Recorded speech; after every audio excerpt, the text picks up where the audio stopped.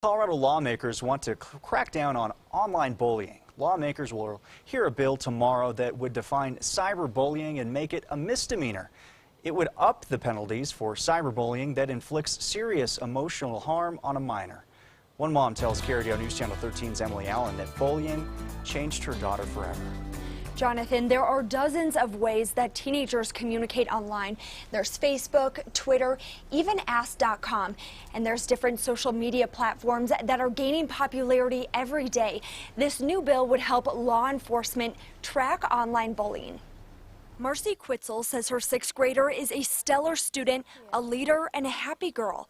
She's a very different daughter than the one she used to pick up after class in elementary school. It's devastating. And she was changing right before my eyes. She was becoming an unhappy and angry little girl. And she was not thriving in school. Paisley Quitzel started getting picked on in second grade for her looks and her weight. I felt like I was trapped and I didn't have anyone to go to, and I felt like life wasn't really a meaning. She transferred schools twice to get away from bullies.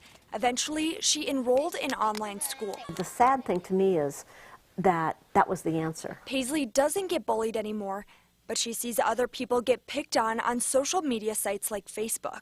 Saying in the comments, oh, your hair is ugly, your face is why were you born that way? It brings up memories of when I was judged for that. The big challenge that we see is that cyberbullying can be a lot harder to catch. Therapist Erica Lowy says the law won't stop cyberbullying.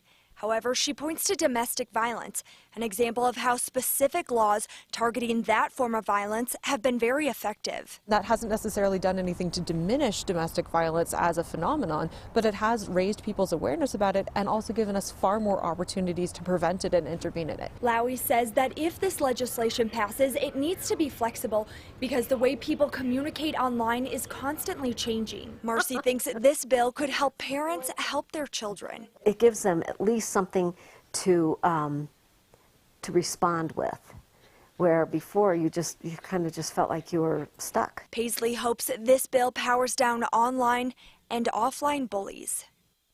Lawmakers in the House Education Committee will decide tomorrow if this bill will move forward. In the Newsplex, Emily Allen, KRDO News Channel 13.